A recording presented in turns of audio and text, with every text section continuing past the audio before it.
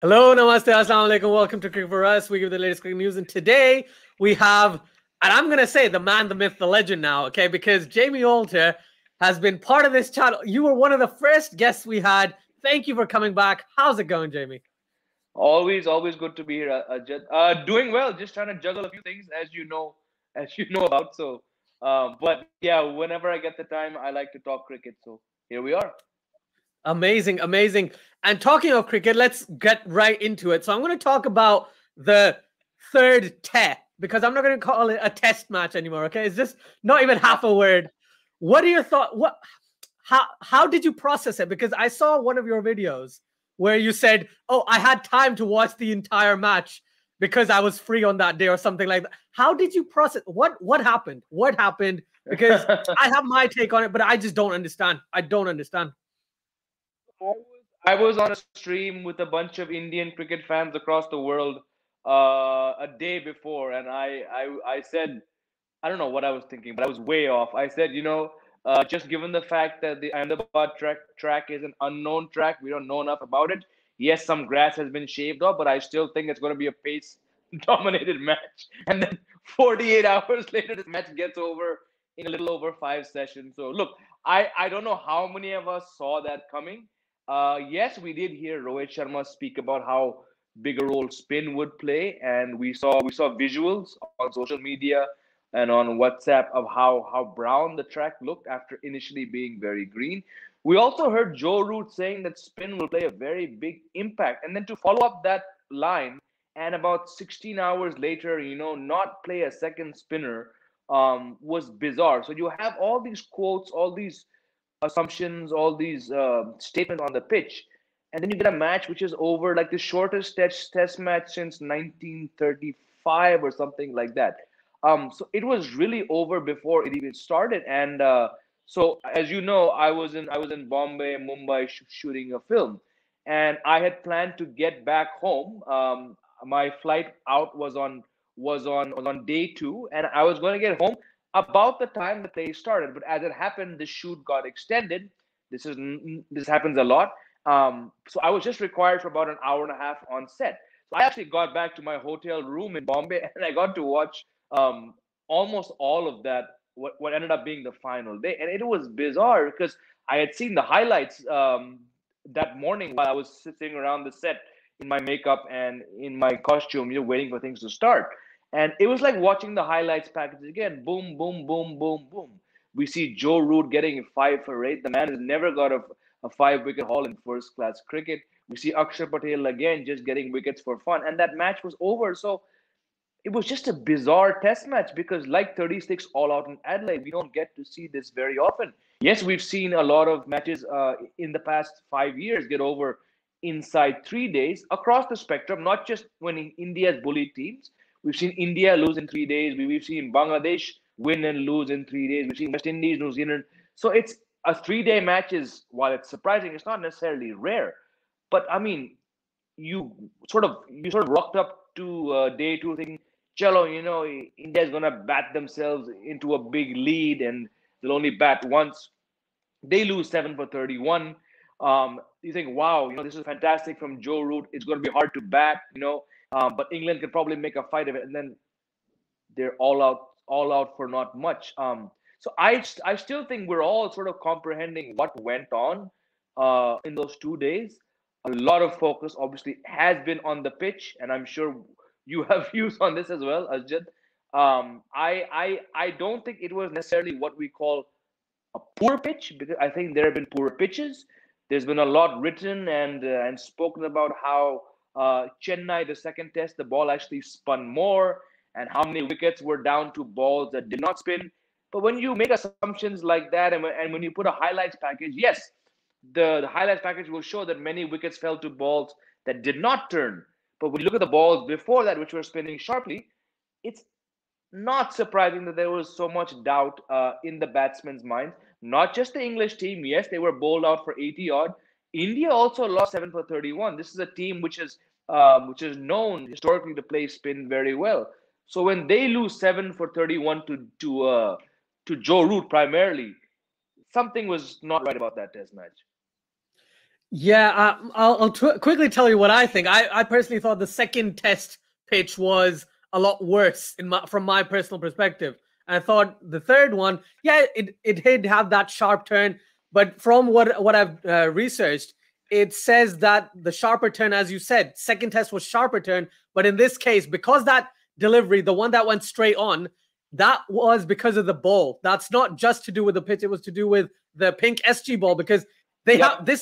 these conditions have never happened before where you're playing on this pitch, you're using a pink SG ball, day-night test match, and the ball is skiddier or the ball comes on slightly quicker, especially when you're bowling an arm ball, when you're a finger spinner, obviously. And that's where the batsman's technique kind of comes into play. And I've had many discussions with multiple individuals, and most of them don't agree with me, right? They've told me right out the pitch was poor. It should be a 5-day pitch. I agree that the pitch, ideally, 4 days to 5 days is a brilliant test match. However, Sure. this test match was very, very entertaining. Like every ball was like, wow, what's going to happen? What's going to happen? So in terms of Exactly. entertainment, That's the thing. I mean, sorry to cut you off, but that's the thing. It was still entertaining, right?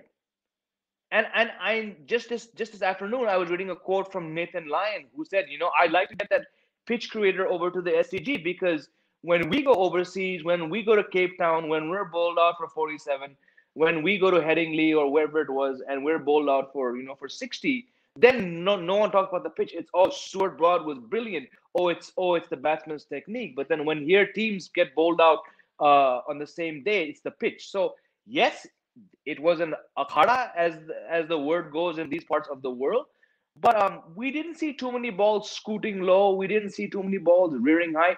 Again, like in Chennai, it was predominantly consistent turn.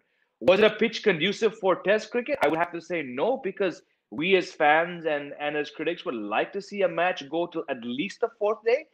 So there's bound to be a lot of speculation and criticism when a match gets over in what, 5 and a bit sessions. But I don't think it was necessarily a poor pitch. It was, like you said, the ball was doing things. We saw a lot of bad shots.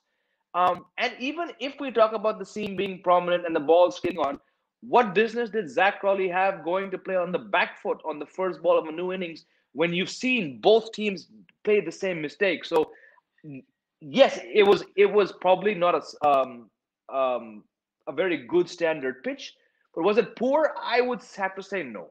so you agree with me that yes, it was a mixture of everything, ball, pitch, batting, but no one commends the bowling efforts from Akshar Patel, Ravichandran Ashwin, Jack Leach, even Joe Root to pitch a ball in that zone and get that turn. Because Joe Root seems like the only bowler who actually got wickets because of the turn. Everyone else got wickets because they bowled a turning delivery and the batsman would be in two minds, and then there'd be that one that's a bit quicker and they'd just get LB or bowled, which is why there were so many. I think 70% of the wickets were on straighter deliveries, which just boggles me. Which is like, yes, that means that these are trying conditions for both sides. So that's good, isn't it? In a way, they're being tested in Test cricket.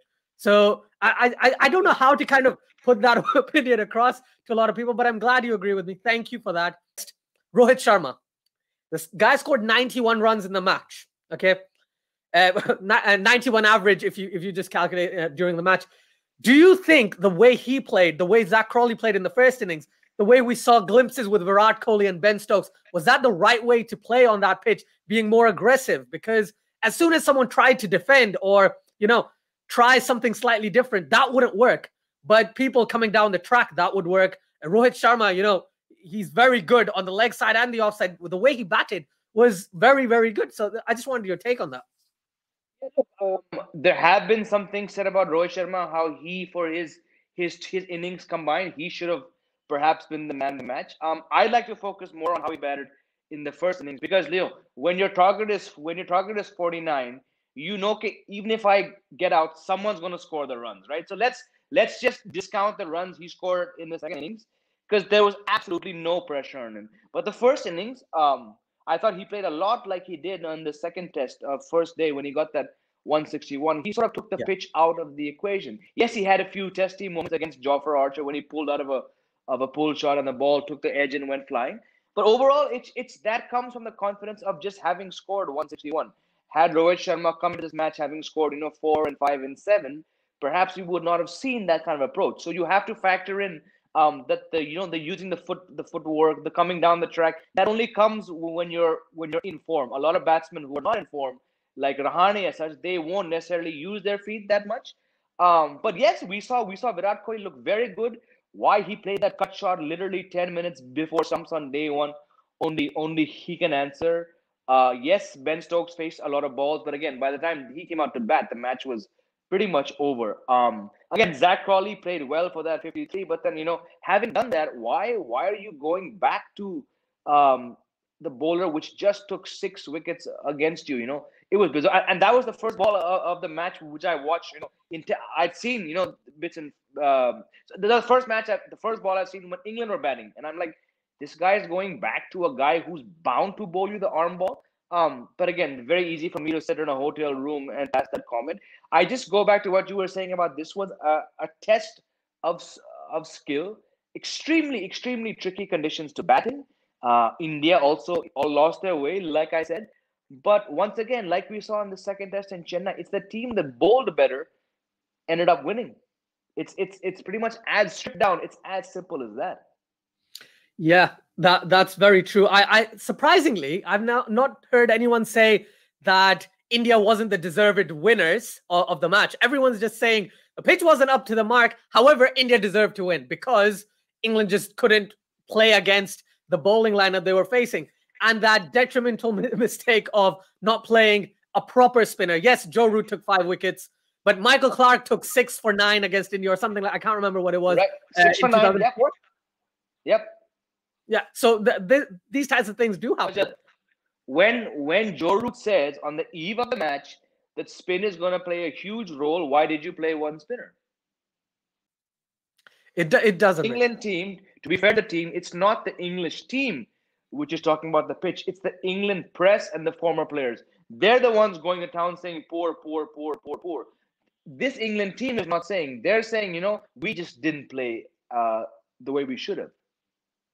Yeah, I completely agree with that. Now, if we come on to the 4th test, which is starting in a few days, what do you see changing in terms of India? What do you see anything changing in terms of their tactics? Because I've seen a picture of the pitch, and yes, we saw the same thing before the previous match. There was a green pitch, which in 3 days will become very, very flat, right? Very spin friendly. It will automatically become that because they'll take most of the grass off anyway. But what do you think? Will India go in with different tactics, or will India think, no, we need to win 3-1 convincingly, and we're going to use all our tactics to win this match? Because as we heard, Ravichandran Ashwin, I don't know if you've heard the interview, but this was a couple of days ago, and he said he kind of fired back and said, what determines a good pitch? It's home advantage. We do what we need to win the match as long as it's within the rules. What's your take on both of those points?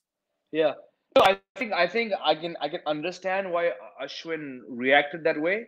While I don't agree necessarily with the tone he used toward journalists who's just doing his job, I get where his logic came from. But just coming to this pitch, I mean, you can see it 2 ways. You can see India perhaps wanting to have a same kind of track and to back their skills like they did in the second and third test. But keep in mind, 2-1 gets them into the World Test Championship final, right? Why not play it safe? Why not go for a flat track? A flat track, it also gives you a chance to draw the match. Why just take the risk in case? Because you saw, if England had got another 60, 70 runs in the first innings, this game could have been very, very different. So while I'm tempted to say that, yes, they would probably, again, back their spinners. We've seen them release Jasprit Bumrah. They have Kuldeep Yadav. They have Shahbaz Nadeem. They can call in any spinner right now and expect them to do well. But again, conventional logic says that maybe, they're happy, they have time. They've saved 3 whole days. The ball is in their court. They could easily get a flatter track. They could hope to bat first. And I mean, why bring in that risk? Let's say England play Dom Bess. They give a debut to Amar Virdi. He does something, it could backfire because we've seen both matches. It's just about one good spell from a spinner. And given the shaky batting on both sides, maybe it's a risk to have a third sharply spinning track in a row. That's just my reading, but I was way wrong about the second test, so who knows?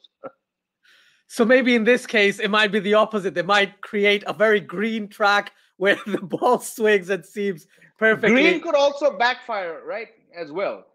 I'm saying you might just want to go for that traditional Indian track where you score 500, 600, and then by days four, second half, and by days five, the ball spin. But I just think there's a bit small amount of risk attached in playing the similar kind of track in case England spinners have a great day and India's batsmen have a poor day. That's what I'm saying. Why give yourself the chance of losing when you happily draw a match and 2-1 puts you in the final? Yeah, I completely agree with that. I think one thing we've seen with India, though, they want to go out on a high. They're not just happy Absolutely. with a draw. They're not happy with a draw. Especially under Virat Kohli. Absolutely. Yeah, especially under Virat Kohli. And this would mean that they have if everything goes to the plan that it seems like it's going, that India's going to win the series. If they win 3-1 against England and they've just won 2-1 against Australia, that puts them in really good stead against New Zealand. I know it's neutral conditions, but the confidence they'll get from beating basically two amazing sides, Yep. one at home and one away, they'd be in really good momentum, wouldn't they? And that's where they'll probably shine. Now, I'll ask you another question. As you said, they could be safe and go with a flat track. Who do you drop? Do you go because I know Jasprit Bumrah is unavailable for the fourth test? Would you bring in Kuldeep Yadav? Would you bring in, let's say, Siraj or Umesh Yadav, and then you take out Washington Sundar, put in someone like Kuldeep Yadav or Shabaz Nadeem? Would you look at changing that bowling? Because top six for India does not need to change. The top six, I can't even listen to an argument, unfortunately, where they say any of the top six need to change, because it just makes no sense. It makes no sense, especially after what Rishabh Pant has done and what Rahane can do. Pujara is a beast.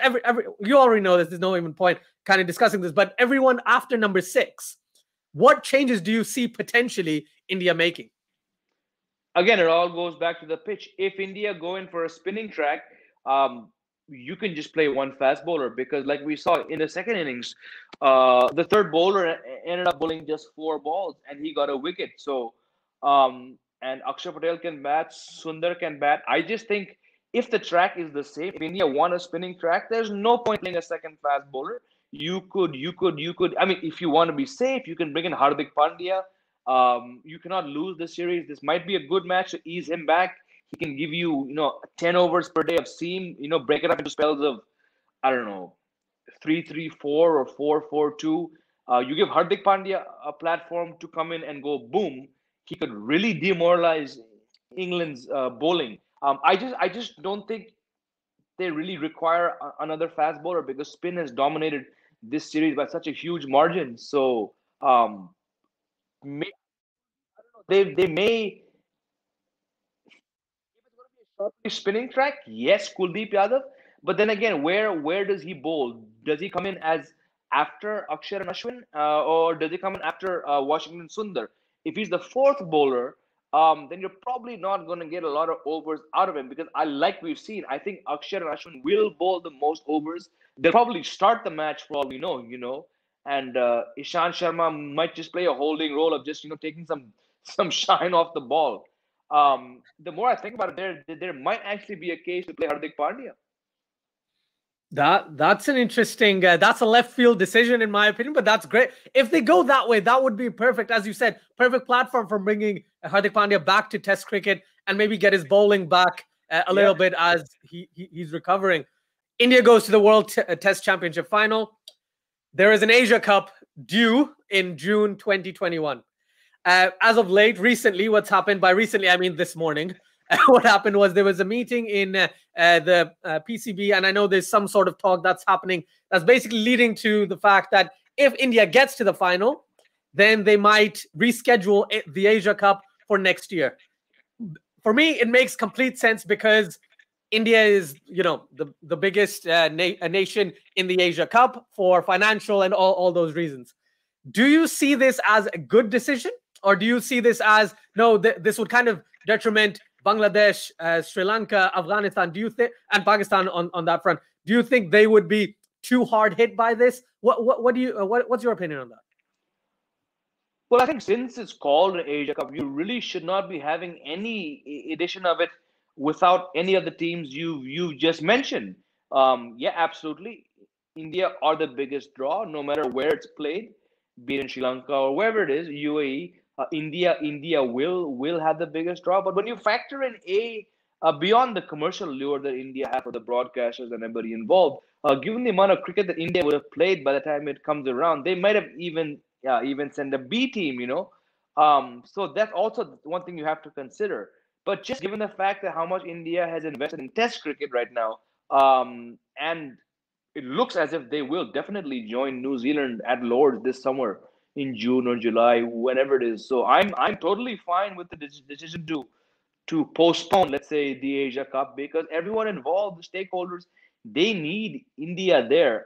So yeah, I mean, I'm not surprised at all. I'm actually glad, because that would mean I'd get some time off. Covering so much cricket, it kind of gets tired. So I can't. I don't know how you've done it for so long. I really commend you. Congratulations on what you do. Honestly, you've got multiple YouTube channels. I watch all the videos so that I know how to say the names, how to pronounce correctly, right? Then talk about cricket, and then go back and then watch your life story. So no, fantastic. Thank you very much, Jamie. In your opinion, who deserves to be the man of the series from this England series? Yes, I understand that we haven't played the fourth match yet, but based on what we've seen so far and what you're potentially expecting, who do you think should be the man of the series this time around? I mean, he's another man of the series, but Ashwin has just been so obviously brilliant. You expect him to take wickets at home in these conditions. He's got an excellent home record. Just the way he bowled, even in the first match when there was not much going on. Then the second test match in Chennai was literally his match. He just hasn't really had a bad innings as such or a bad bowling day. Uh, Akshay Patel, as brilliant as he's bowled, you're really not going to get better conditions to make your debut in. So perhaps that just takes a little bit of gloss over what he's done. And I fully believe Ashwin will again have a big role to play in this test match. Just for the way I mean, he got that exceptional 100. He looked a very good player of spin until he slog swept Joe Root. Again, he played that shot because he was literally batting with number 9 and 10. So I'm okay with that. Yes, you've seen Rohit Sharma get a brilliant 100 and a very fine 50. In fact, I was talking with a friend yesterday about how good. I mean, has Virat Kohli ever looked better than this series? He's not got 100, but he's got 250s and that 20 odd. The guys look blooming good. But again, you give man of the series awards based on the volume of runs scored and wickets taken. And unless Rohit gets another big 100, I would say let's just give it to Ashwin. He's spoken about how he's lost weight during the lockdown. He's found that batting spark again in Australia. He's just such a key player for India, and especially when he says that I was not a certain starter for that first Adelaide Test, but it's only when Jadeja got injured that I was picked for that match.